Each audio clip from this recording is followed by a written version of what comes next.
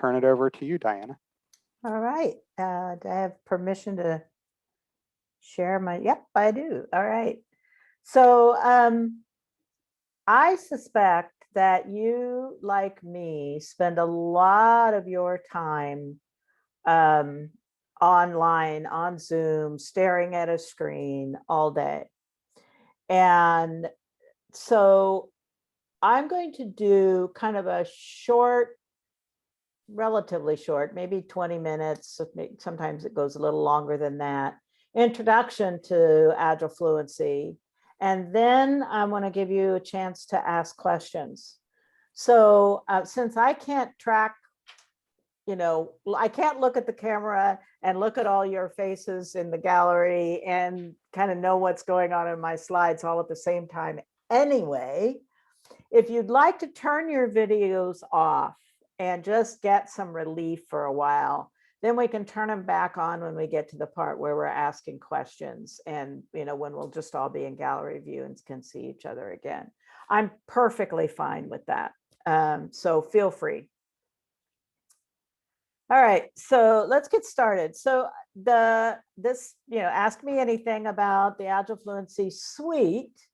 A lot of folks are familiar with the model, and I will say a few things about the model, but the Agile Fluency project has grown to be much more than just the model. And so I want to describe some of those, some of that growth where we are now, and also talk about,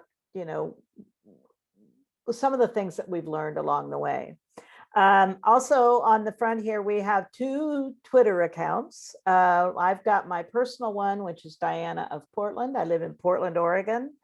So I'm 3 hours behind all of you. It's a little after 4 o'clock here. So I know it's much later where you are. And then we also have a Twitter account that is the Agile Fluency, that's at Agile Fluency, where more things about what's going on in the Agile Fluency project show up. So if you're a Twitter user, those are 2 places you can find us. Also, we are on LinkedIn. I'm on LinkedIn personally, and it'd be pretty easy to find.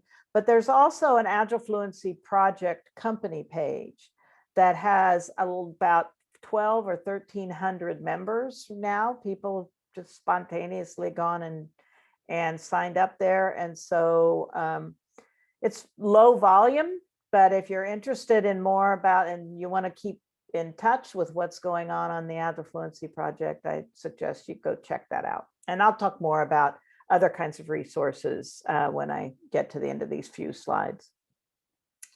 So the most familiar part of the Agile Fluency Suite is the Agile Fluency model. This is the thing that we published a article on Martin Fowler's website in 2012. He so graciously offered to host our article there. And then we updated it. He really encouraged us to update it. So in 2018, we added in a lot of the things that we had learned, and the article became quite a bit longer. And so you can also find that content on our website. We have a downloadable ebook, which is a little easier to read if you're on mobile devices or whatever. So just in order to make it more shareable, certainly the article is still on Martin Fowler's website, but we also have this downloadable ebook if you'd like. So let's spend a few minutes kind of exploring the model. So if you'd like a copy of this graphic, later on I'll tell you where to go. We're happy to send out PDFs of this particular graphic representation of the model. Sometimes that can be useful if you want to have a conversation with someone about it, and they're not going to probably read the whole article. They might, but not unless you get them interested. So there's a number of different things going on this graphic. One is the top left-hand corner as we look at the screen, and that is the positive, inclusive, and promotes improvement are the sort of values that James and I had in mind as we created the model.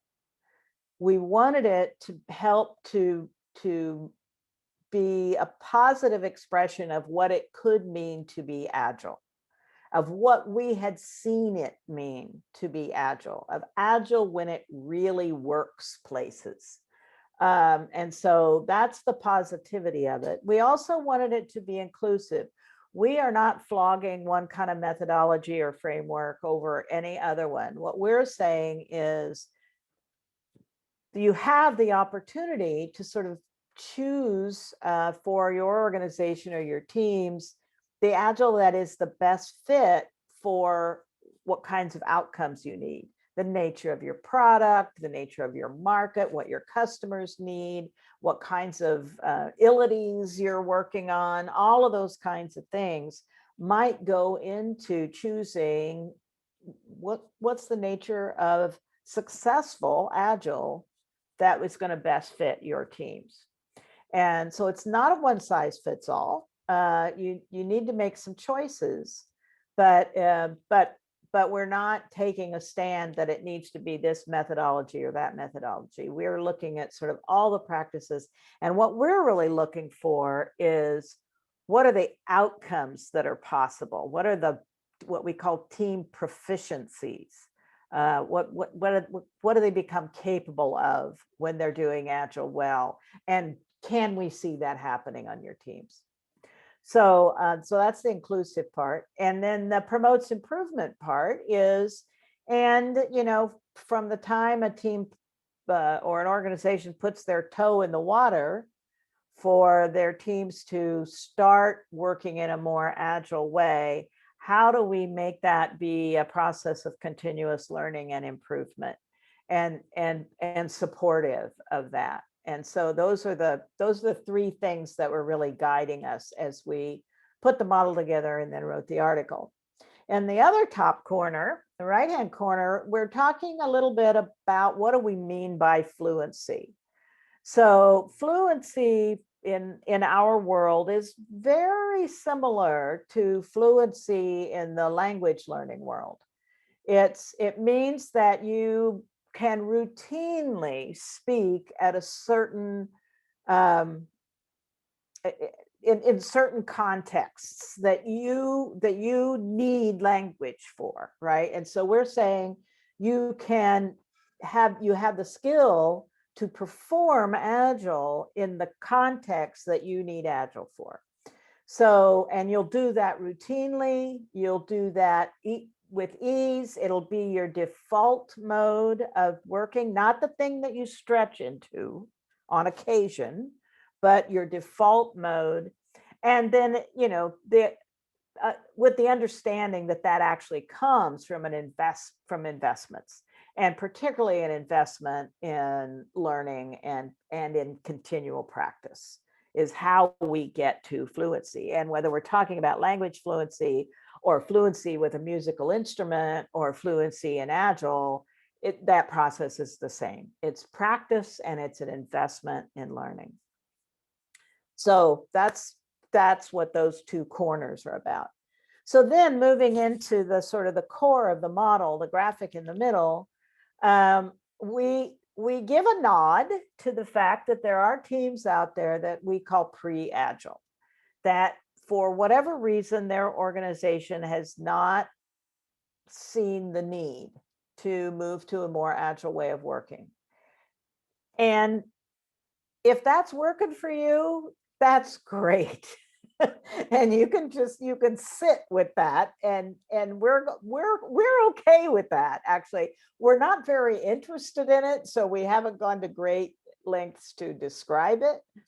But we do know that is a place where a lot of teams start and a lot of teams stay.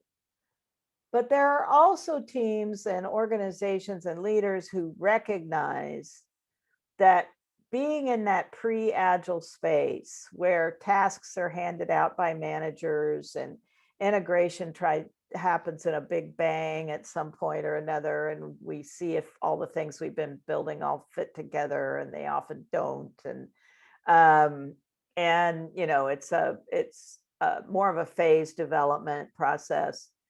That it's turning out that that's not a fit for a lot of people. It doesn't get them what they really want and need. So we identified 4 other ways of being as a software team that fit under the Agile umbrella, and so that folks can make their choices about that.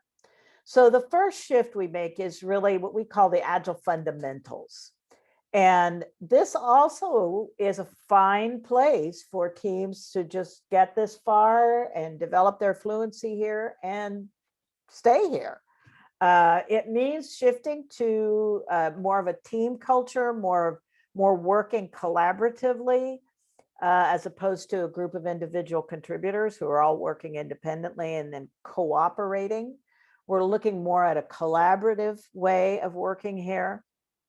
And the benefits that we see when teams can make this kind of shift is that the business now gets to be able to see progress, because one of the shifts that the team makes is from building according to components, or what I used to hear all the time is like, well, I like being on my team because we get to work on this thing that's the most technically cool thing around, right? We shift from that point of view to, well, what's really going to deliver value to our customers, and by that value back to our business.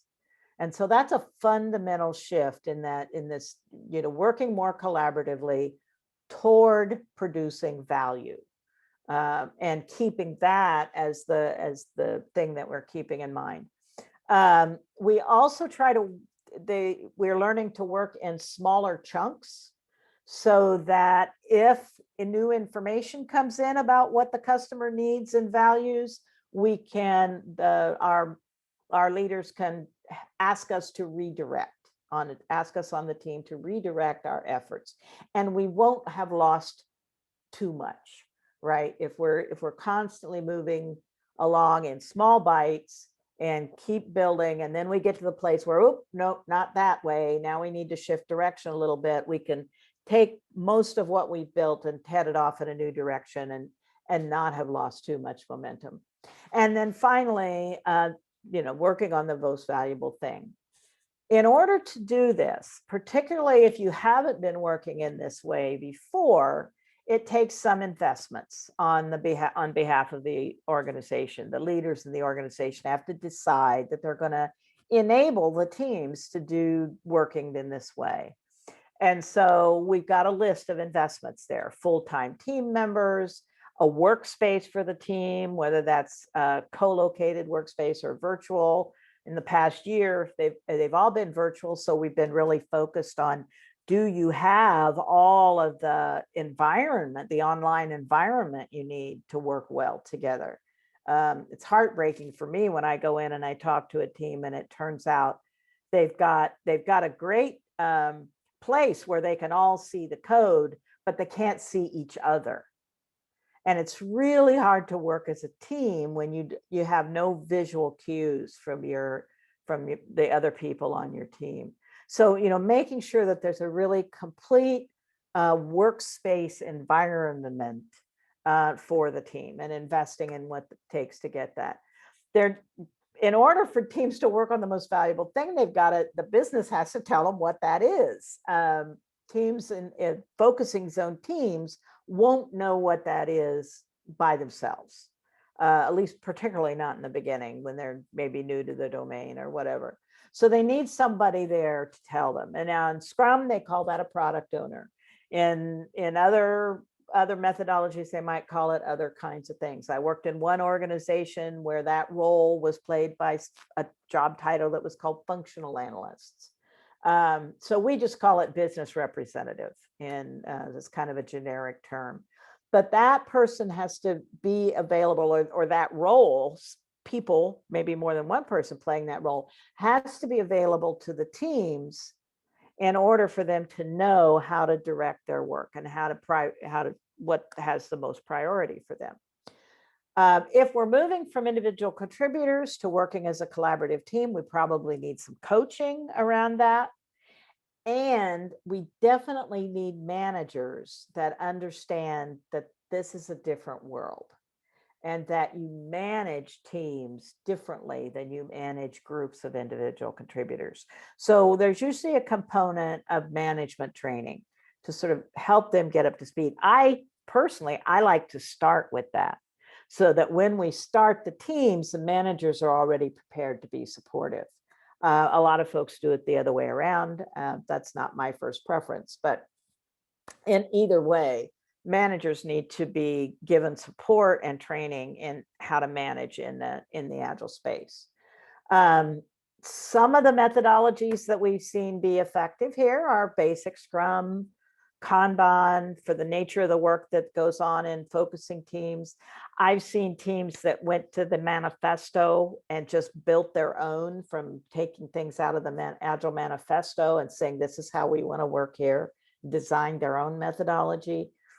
Any of those, any of those things or anything else is fine here. It just has to give you that fundamental shift of moving to a more collaborative way of working in smaller chunks, and you're always focused on the next most valuable thing. And there are a lot of organizations for which this works beautifully. IT organizations, anybody who's building products that are intended to be short-term products, where we're not terribly worried about, are we leaving a path behind us of a lot of technical debt? Product isn't going to be around long enough for us to worry too much about technical debt.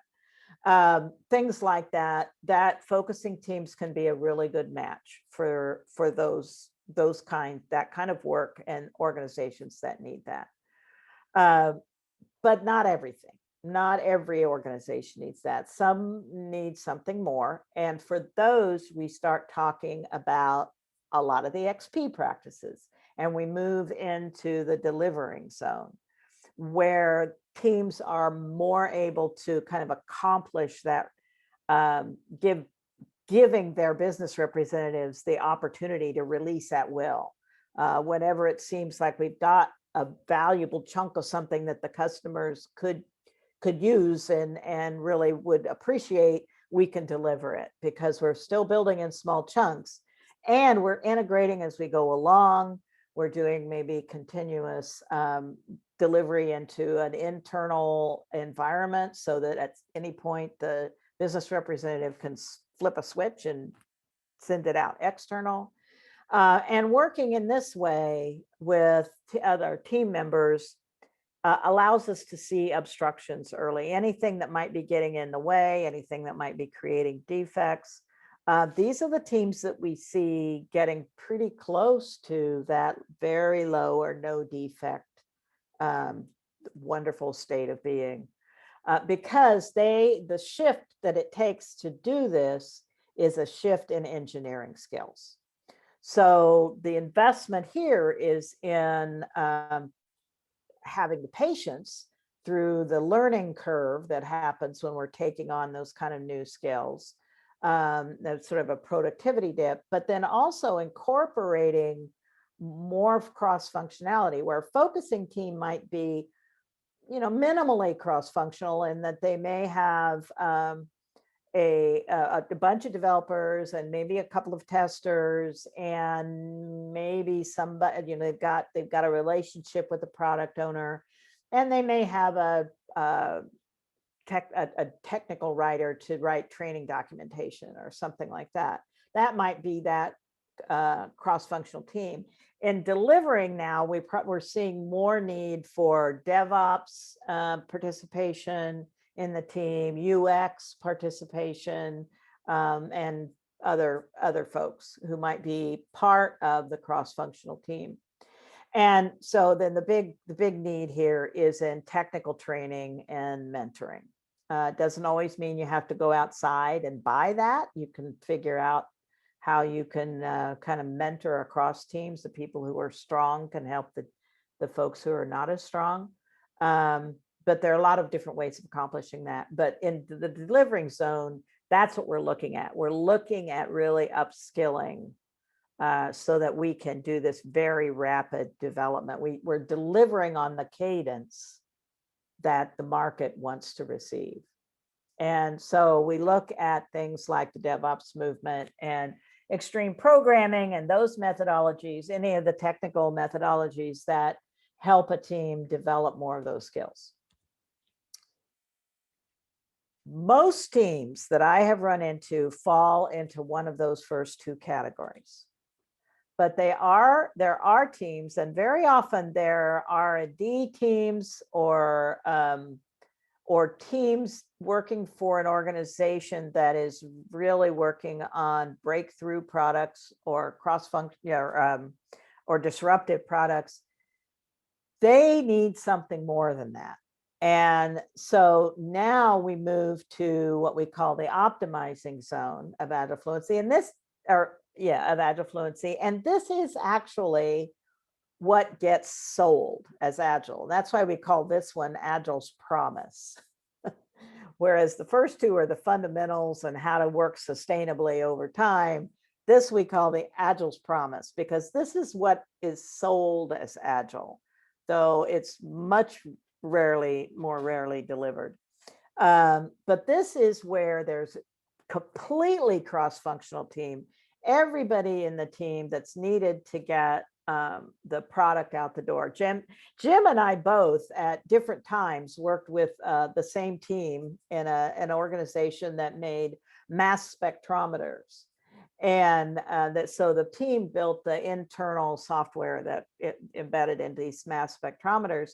And they were working as optimizing teams because they were always looking at the next generation of the products that they were building. And they had chemists on their team, and they had technical writers on their team, and there were lots of different folks, not just the developers and tests. So it was a true cross-functional team. They had a business person, a salesperson who was there a lot of the time because they were trying to learn about what they needed. And they also were talking a lot with the team. They were acting kind of as their business representative to tell them what it was the customers were looking for, those kinds of things.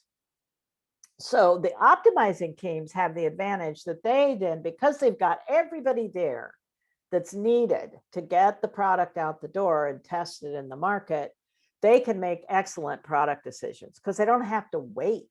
They've got all the expertise right there. They don't have to, send something off and wait for somebody else internally to approve it. They've got it back or to make a decision about it. Everybody's there, part of the team, always available to help the team move along. So no handoffs, no wait times, so on. These teams need to really invest in their market focus. They're not, now we're moving kind of beyond just a product focus, but we're moving into a market focus. What is it that the market needs, and kind of scanning the environment constantly for technical improvements or just new technologies that might also help our customers, that we might anticipate the next thing that they might need in the product that we want to hand them.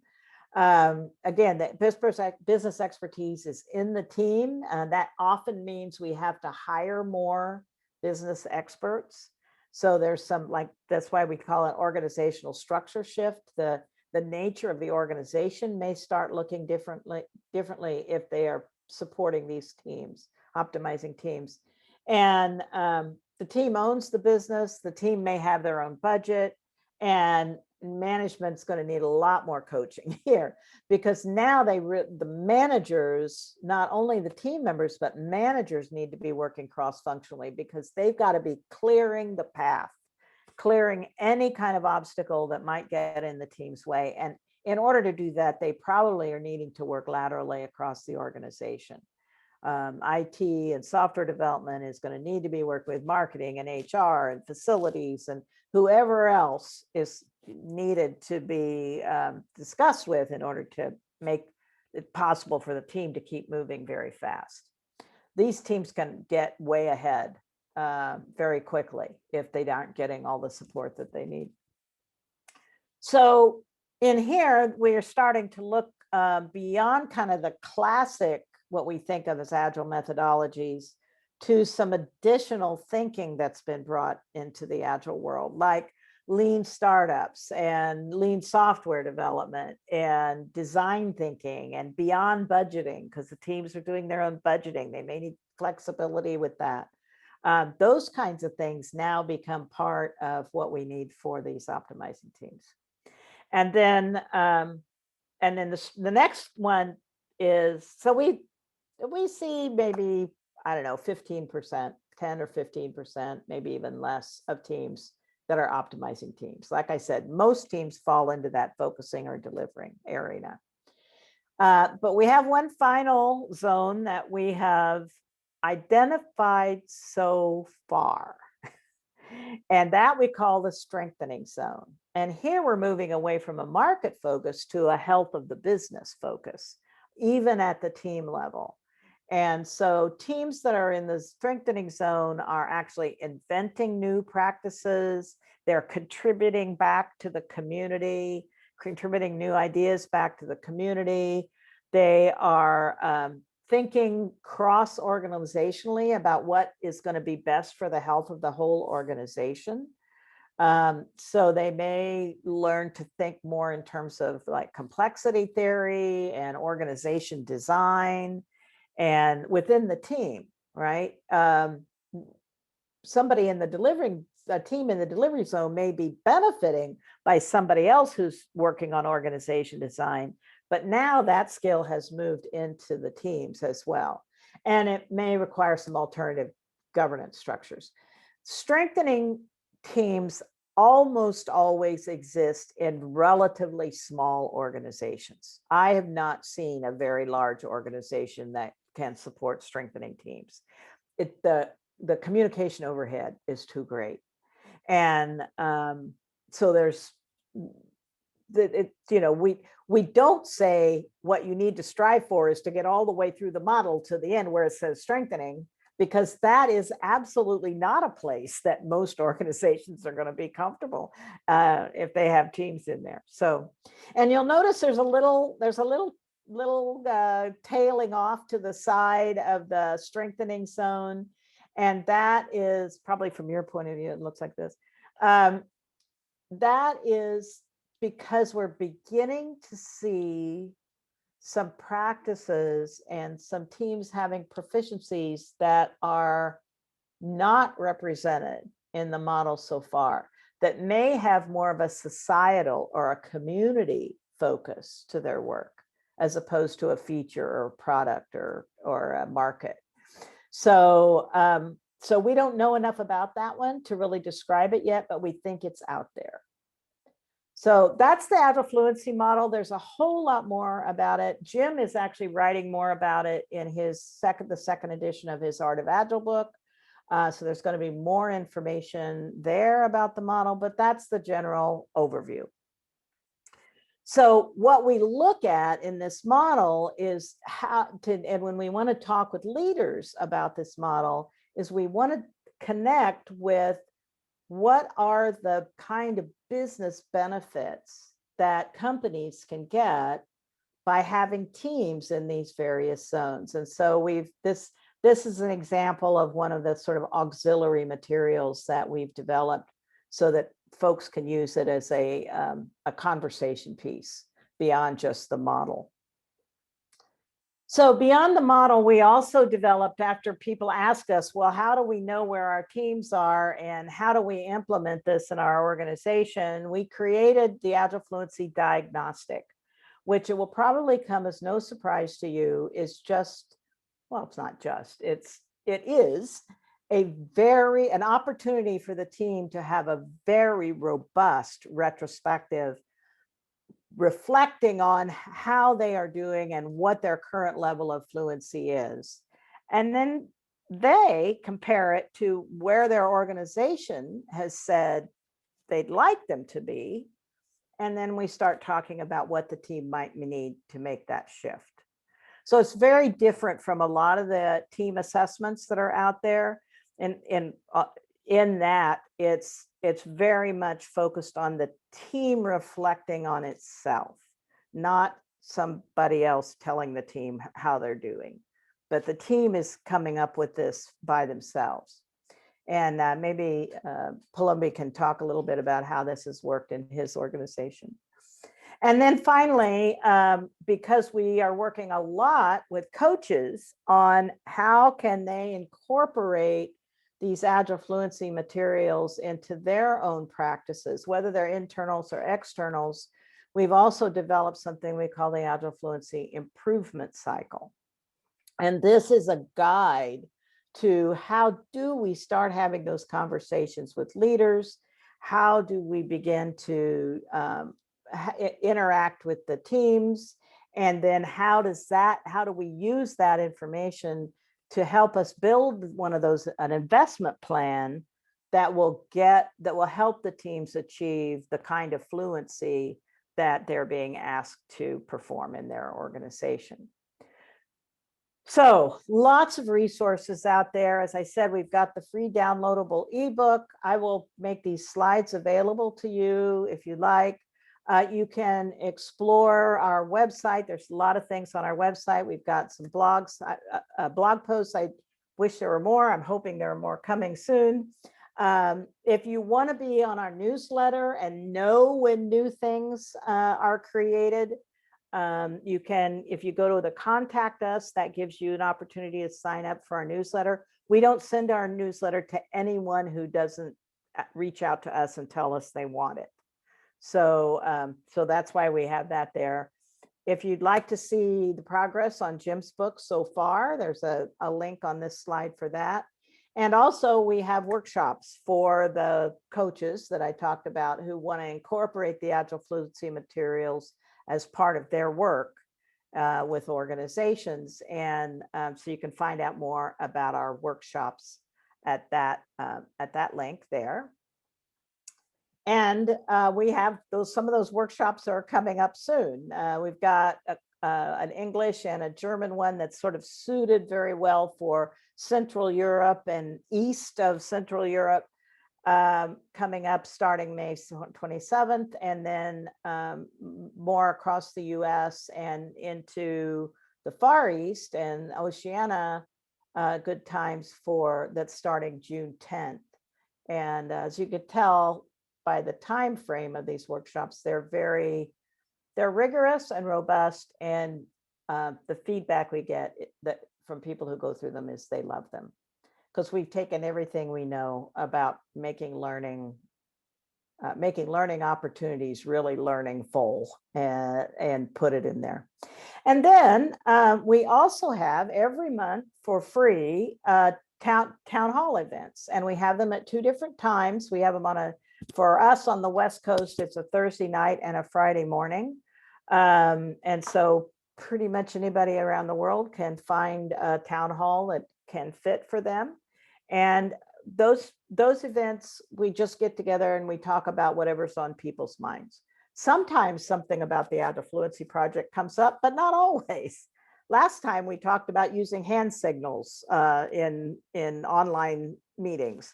So so that's how that goes. But we love to see people there, and we're open to anyone joining us anytime.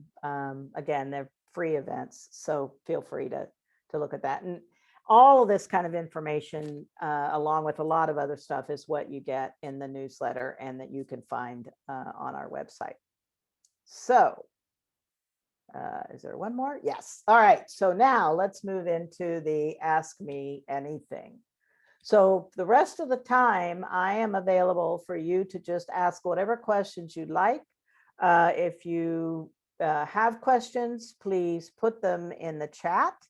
I'll ask somebody else to monitor that and organize them so that we get the questions that the most people are interested in. And if you want to ask a question, please feel free to put your video back on, and we'll just have a chat.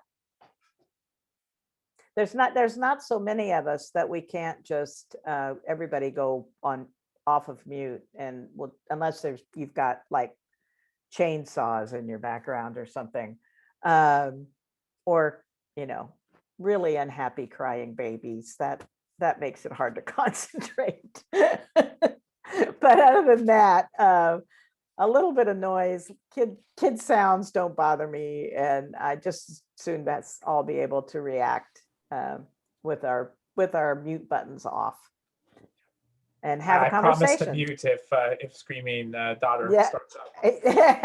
Okay. It's nice to have that sort of background information.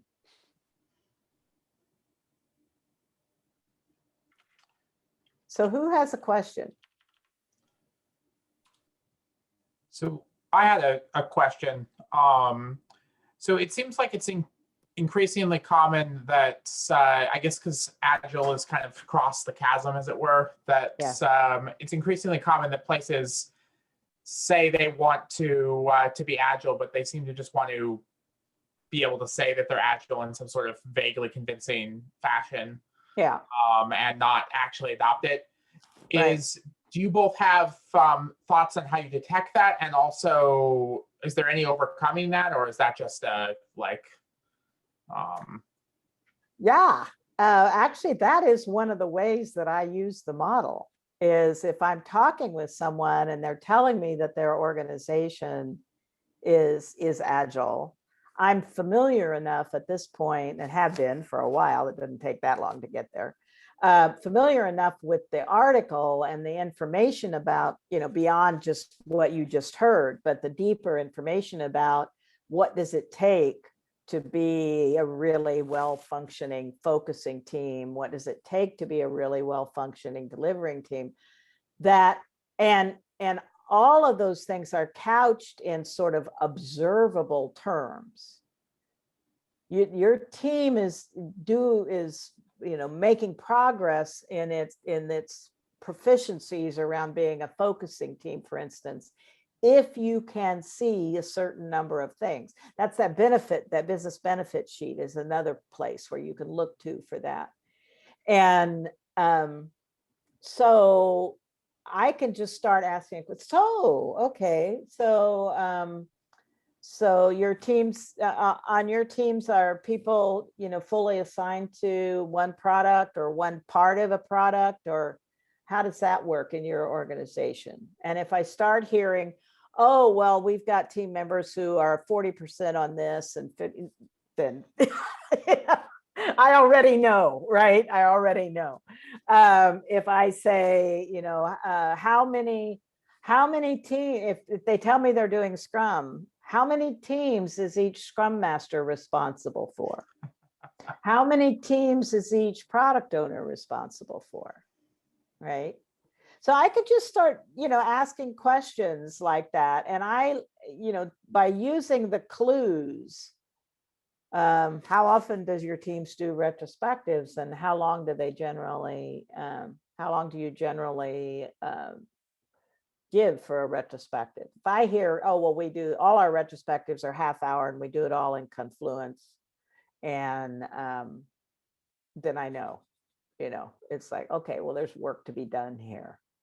And then I generally offer to do some work, and sometimes people say yes, they want to, and other times they say no, they don't, and that's fine too.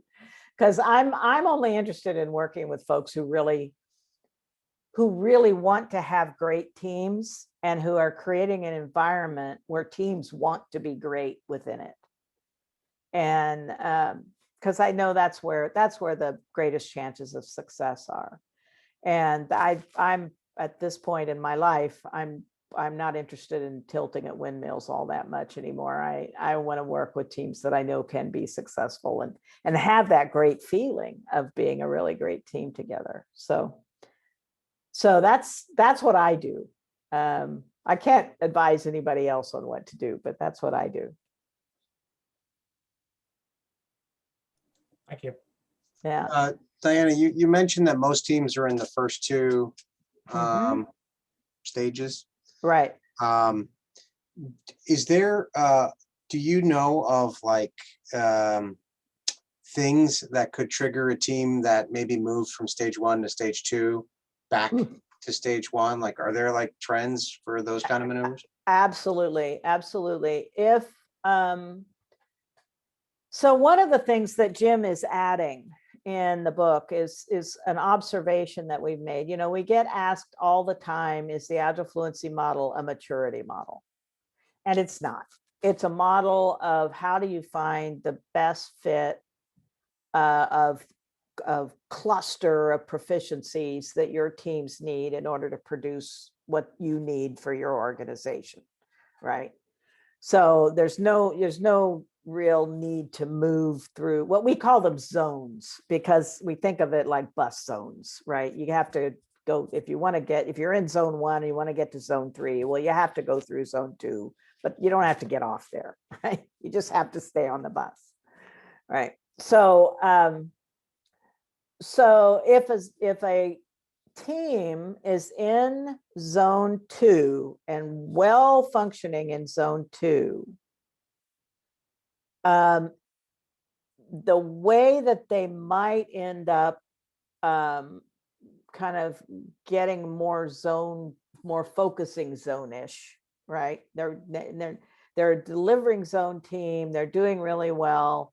And now all of a sudden we see that there are things falling apart. They're not doing continuous integration anymore. They have no collective coding standards. They're, you know, the things that enable them to be a delivering zone team just aren't happening. Well, I'm going to look at what's been the turnover in that team, you know, and what processes are in place for helping the new folks get up to speed. Very often, if a team has been really well functioning, they'll, as new people come in, if they're not overwhelmed with a whole bunch of new people at once, but if the new people come in one at a time, the team will help to bring them up to speed, right? And the reason I mentioned the maturity is that we're beginning to think that if there is maturity represented in the Agile Fluency model, it's within a zone.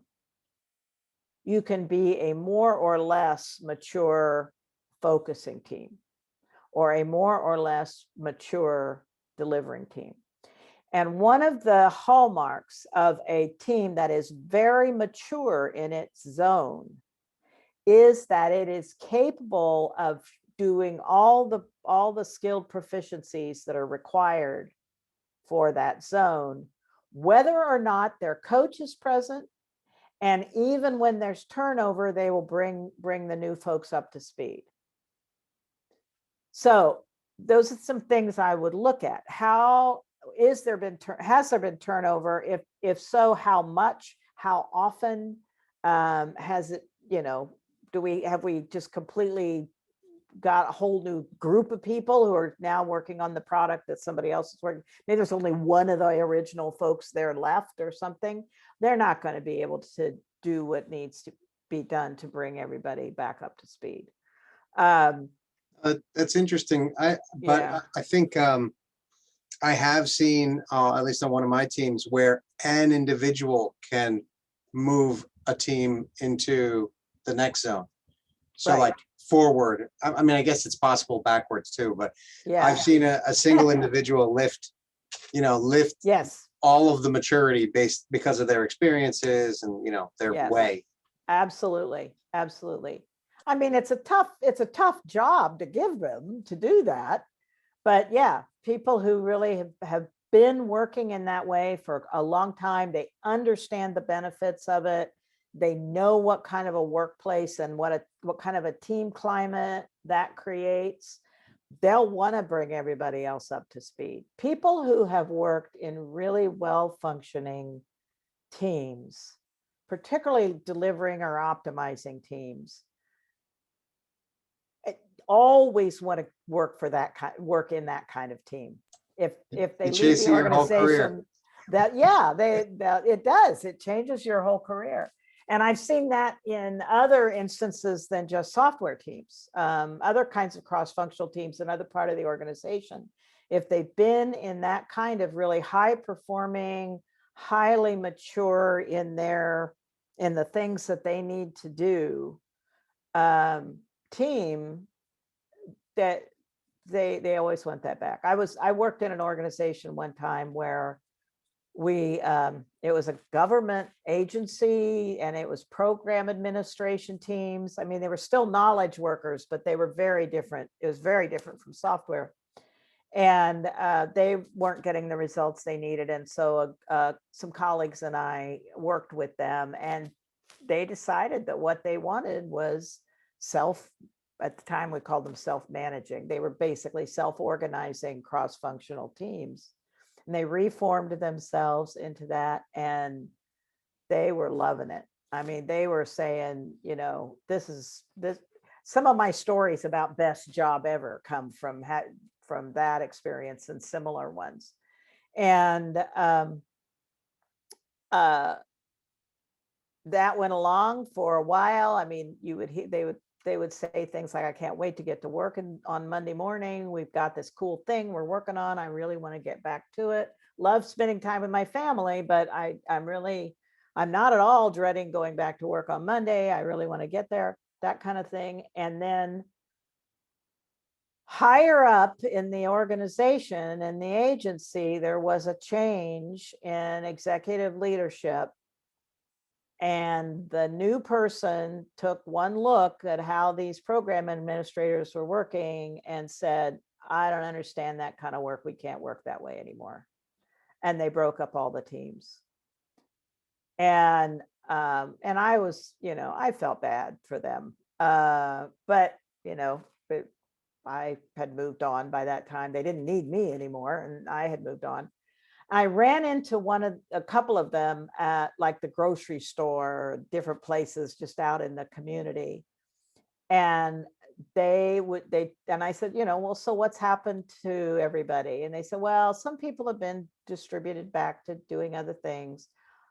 A number of people left the agency and they went someplace else where they created the kind of team that they wanted to be a part of.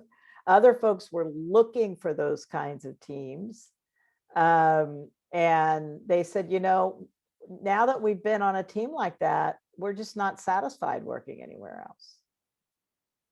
And, you know, I hear that story over and over again. I mean, that's just one instance, but I've heard that many, many times. And so, yeah.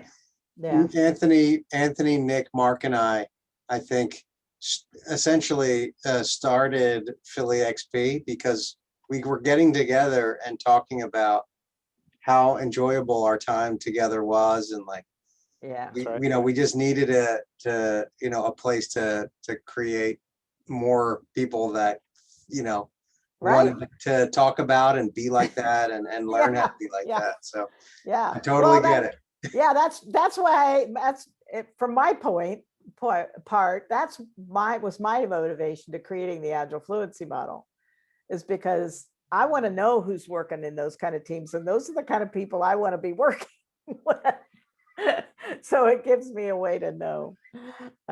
It's just such a joy, you know, what Brian Merrick talked about: discipline, joy, ease, and something else on really high performing teams. And, you know, that's exactly what you see. Performance. Yeah. One of the big frustrations of job searches has always been trying to find anywhere that is working the way that I would like, or even seems interested in it. And then you end up biting on something that seems like maybe there's promise, and then it's this uphill battle. It's super tiring, especially as just a regular software engineering employee. Yeah. Well, I think the more we can carry the stories about, remember, you know, once upon a time I was on a team that did this and this and this. You know, the more we can carry those stories around, the more we can give people a glimpse of what's really possible. A lot of people don't even know that it's even possible to be on a team like that. And so the more we can tell those stories, I think the better. Yeah, I worked with a coach, and he called it life on the island.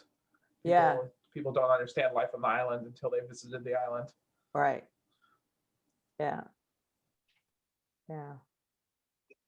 have you seen a lot of cases where you'll see like a big group of people leave in those cases? Like I'm always looking for like anti-patterns. Like I'm hook, line, and sinker. Anthony was saying, like, is there a Yeah. belief of this? But the experience that we had was, it was very similar. Senior leadership comes in, says, this is not the way you do things anymore, or an organization, goes to pick up stuff, Okay. or goes to take over the organization, and all of a sudden, so many people leave. And how do you stop that as a leader in that organization? Well, you can't always. I mean, brain drains are real, right? And what's unfortunate is that there are leaders and managers in a lot of companies who don't understand their role in creating a workplace where people want to stay. And so they start blaming all kinds of other factors. But I mean, all the psychological safety literature that's out there now, it all points to, and we've known this for some time, that the primary factor why people leave or stay in an organization more than anything else is the quality of their direct supervision, their relationship between them and whomever is their boss, their most direct boss. And if that relationship is really great, they'll actually stick for a long time, even if up above is kind of doing kind of cockamamie things, right? But then, of course, their leader has to deal with that, right? But if that relationship is wrong, then, and particularly in the software world, where there are always jobs out there for really good software developers, right? There are always jobs out there. You can always move on and find something else. Why would you stay? And very often there's the added bonus of, in many cases, not only do you have this icky relationship with your boss, but there's really no promotional or career progress possibilities in the same organization. So then that becomes the excuse. Oh, I could get more money somewhere else, right? But if they loved working there, a little bit more money wouldn't make that much difference. So if their relationship with their boss isn't good, or if they're on a team that has unfortunately a really toxic person on the team and the boss isn't doing anything about that, people leave. So there's a lot of clues to look for if you see a lot of turnover happening in an organization. And it's why websites like Glassdoor have come up, right? Is so that you can maybe get an idea ahead of time what kind of organization you might be looking at. Did I answer your question? I didn't really hear the first part of it very well. I only heard the very end. Oops, lost him. Okay.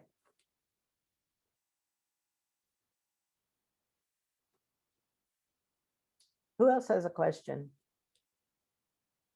I have a question, Diana, and I think you alluded to this a little bit in the intro, talking about the Martin Fowler article.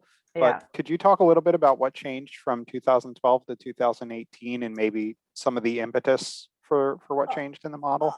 Oh, well, we just learned so much from, the wonderful thing about being a model maker in the kind of the intellectual terms is that you get it to a place where it seems like it's kind of ready for other people to take a look at it and kick the tires and so on. And they do that. And then your own model starts teaching you back. So it's things like, I'm trying to remember what was specific between 2012 and 2018, But even since then, there have been new things that we've learned. One of the things that we've learned is that the model is flexible enough to accommodate new practices that come along. Like, mob programming or ensemble programming, whatever you want to call it. That really wasn't around in 2010, 2011, or no, it was, but nobody was really talking about it yet. It wasn't popularly understood. But when it became, as it grew in people understanding it and wanting to explore it, it was clear that it fits right into the delivering zone, right? It's not pairing, it's different from pairing, but it even more needs the foundation of those focusing zone skills to go along with the delivering zone skills. Because in order to work as a mob, you really have to be able to work collaboratively. Mm-hmm. So we started seeing things like that there were new practices coming along that and sort of where did they fit in the universe of the model and the constellation of the model. Some other things were the ideas of sort of collections of proficiencies. We had thought about practices kind of fitting within the zones, but as time went by, we started seeing that there were proficiencies within the zones, that there were collections of practices that would kind of hang together. And so when we wrote the new article, we added in that way of thinking about it, that you need to be able to see that the team is able to do these things, and that's more important than whether or not they're doing this or that practice. Can they have a group of practices together that accomplish this certain kind of thing? So stuff like that. There's just a lot, and a lot of it, things we've learned since 2018 are now going to show up in Jim's book as well. So we're continuing to put that information out there in a variety of ways. And of course, everybody who goes through our workshop gets kind of whatever is the updated, most recent version of it all. So what is my, oh yeah, well, DevOps and XP. I think it's human nature. I think it's, I don't know how much the Phoenix Project had to do with things, but that book was very powerful. I mean, I was very, very much influenced by oh God, what was the first Goldratt book? It wasn't The Race. The Goal? The Goal? The Goal, yeah. I was very influenced by The Goal when that book came out.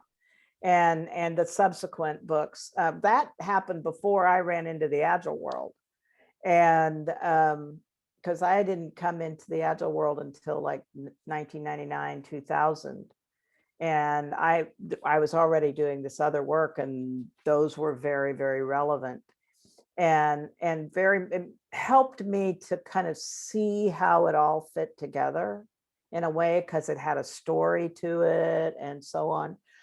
So I don't know. There also I think there's a timing issue.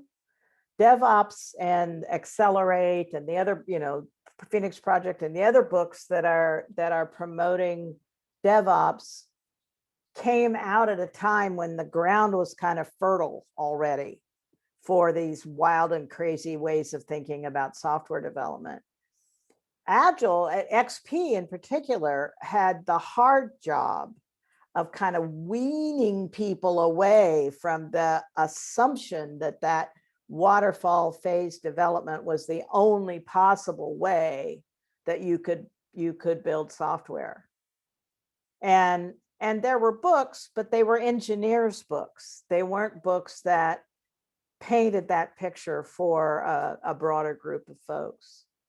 So, I don't know. I think, Scrum got figured out the certification thing. and that people would be really attracted by that. And you know, to be fair, it was a way for people who were interested in the ideas of Agile and wanted to work in these more team-based structures to come into that space without having to be engineers.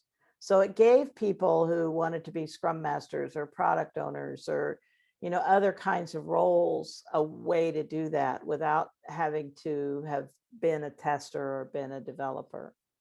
And, you know, I've seen some movement back and forth in that, but so I don't know. I've thought about it some about, you know, why that happened. And I suspect it was more timing than anything.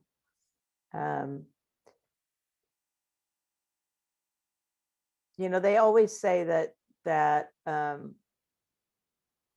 well, there's some things that they say about people that are the first to the marketplace, and then whoever is the really strong second into that same marketplace often gets to learn from everything that the first one did and add on to it. So I don't know if it was a dynamic like that or not. I fell in love with XP right away because, and not being a developer, although to be real about it, when I began my college career, I began thinking I was going to go into computer science because my dad was a systems analyst and I loved thinking about systems and I liked math and so I thought I was going to go there. Bunch of things happened and I ended up not doing that. But so I knew enough about programming by the time I got to understanding XP, and I knew enough about what it took to put really strong cross-functional teams together by that time, that I saw that the Agile ways of working were really going to, had all the pieces and parts to make that happen. The thing I missed, and I've spoken about this before, the thing I missed that was when we were helping organizations redesign their work, we came in with a blank slate. We didn't tell them how it needed to be redesigned. We said, there's some certain principles about having a good workplace, high quality of work. You need these kinds of things. You need these kinds of communication. What do you think will get you there? And then we would help them figure that out. In that process, every single one of them created self-organizing cross-functional teams every time, if it was knowledge work. And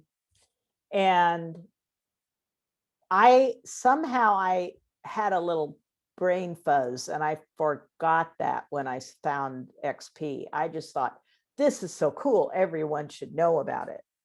And instead of taking the approach of going in and saying, let's redesign your work, let's figure out how you want to redesign your work, and oh, by the way, here's some various ideas, because I think people would have invented XP on their own, left to their own devices. But anytime you come in and tell people how it's going to be, you're fighting an uphill battle.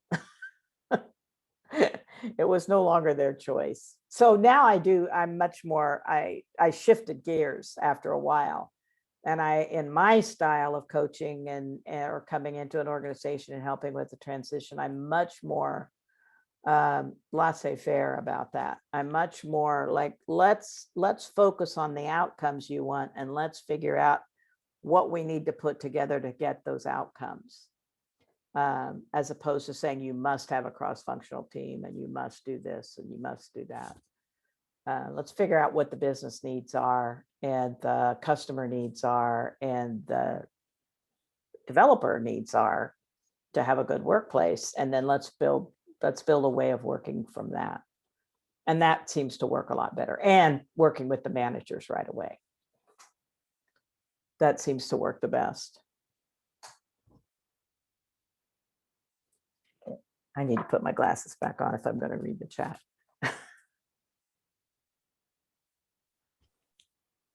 Oh, okay. Yeah, I think you're good. Just a couple people that dropped. If you need to go, yeah. It's late, I know. I have a question that might be a little specific, and maybe the answer is to read your retrospective book that Anthony was talking about earlier. But I have a team right now who they're decently performing.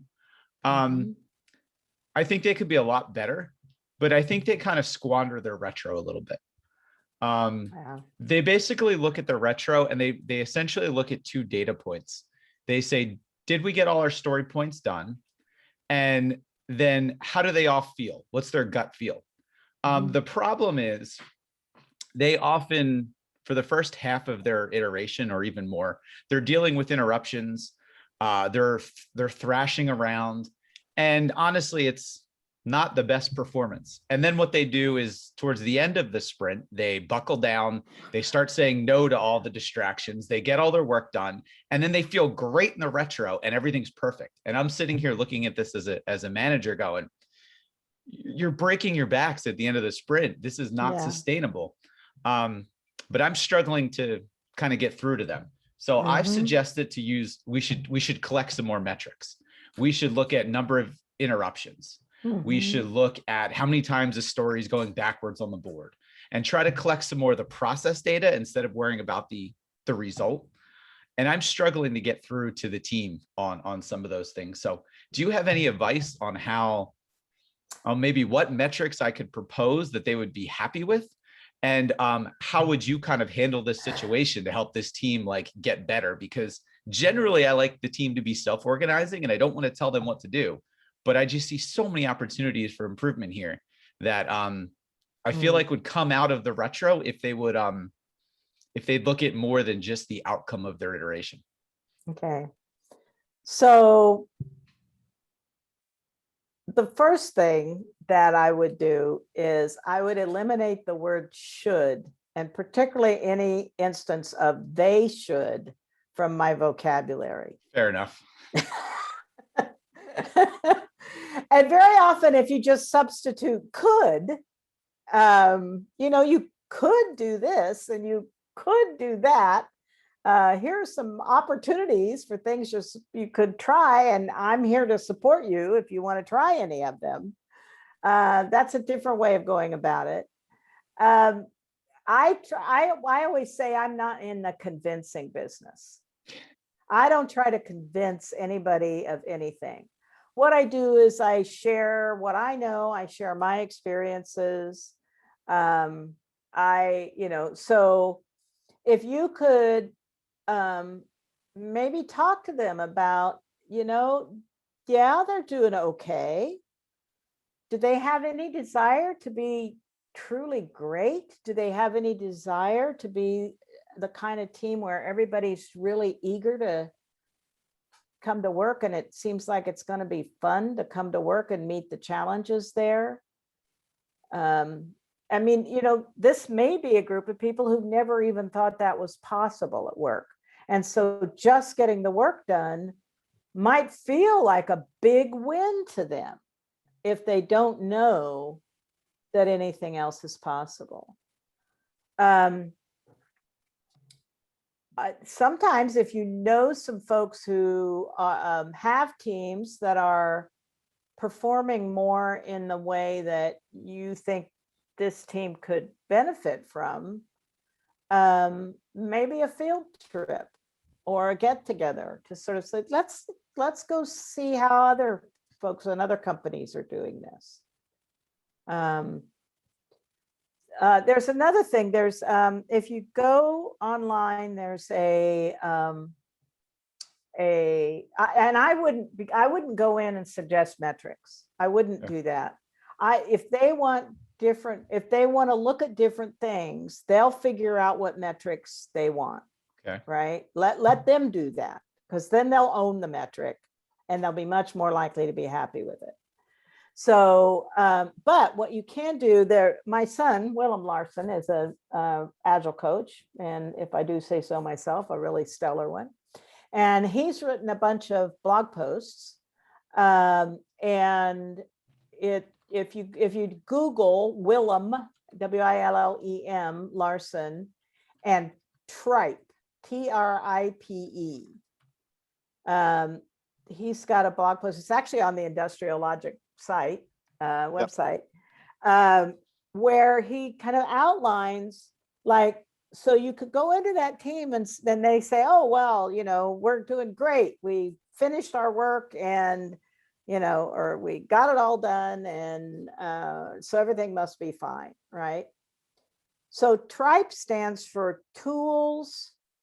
Let's see if I've got this right. Tools, resources, I think, interactions, processes, and environment.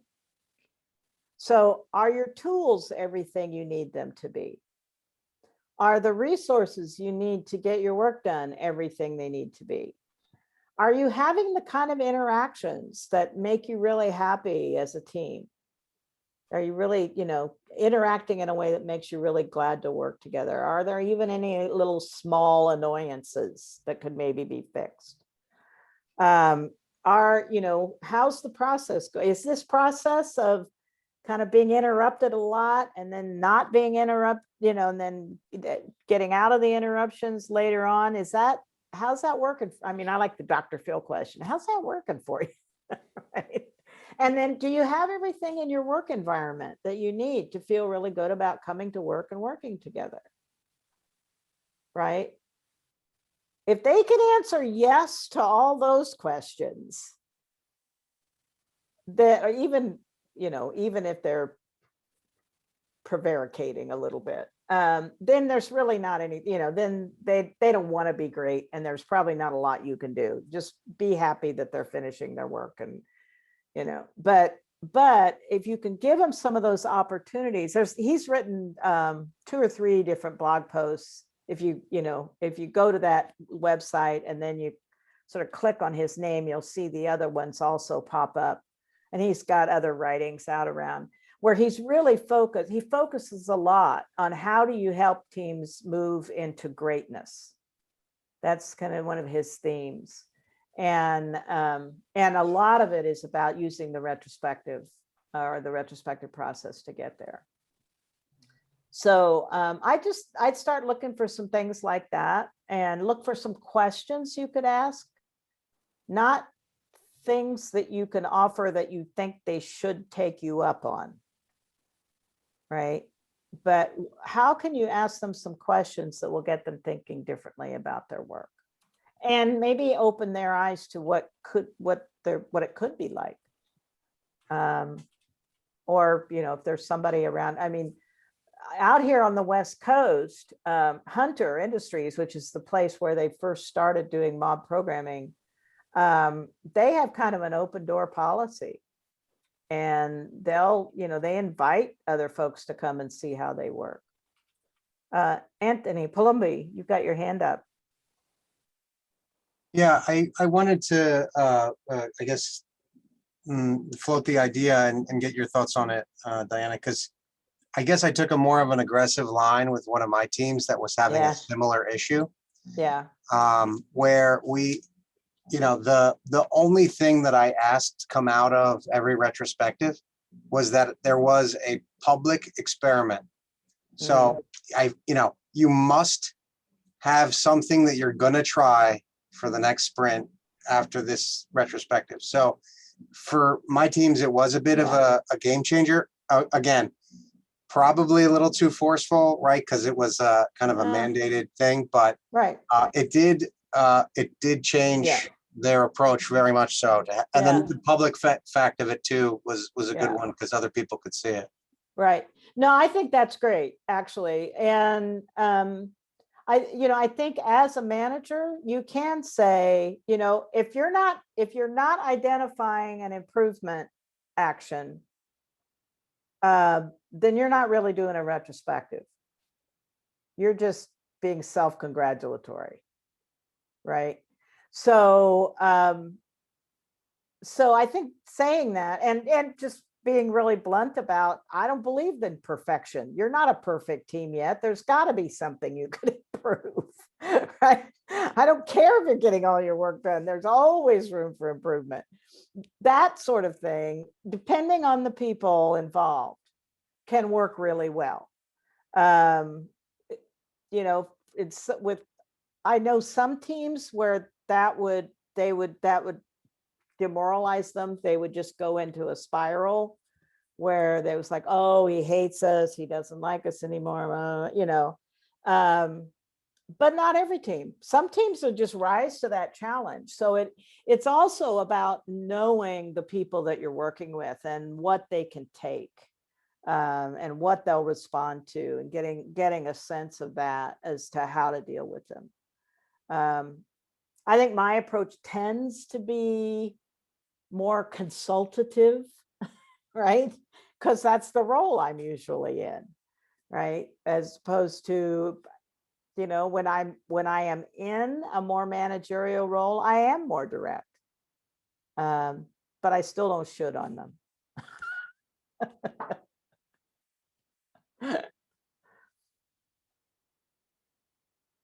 But I think, you know, I think saying what your expectations are, I think that's entirely appropriate. Yeah.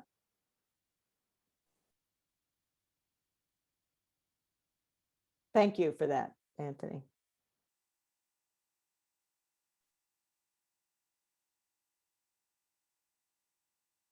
Anyone else? Does anyone else have any more questions?